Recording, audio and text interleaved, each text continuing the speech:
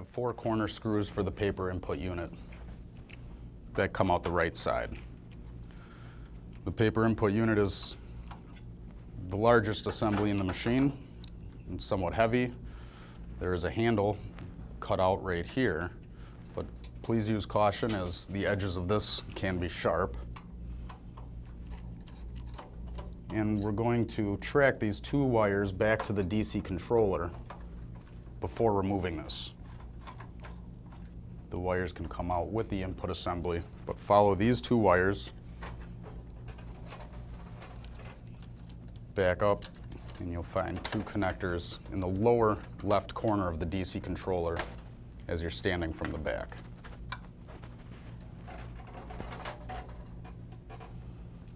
With these out of the way,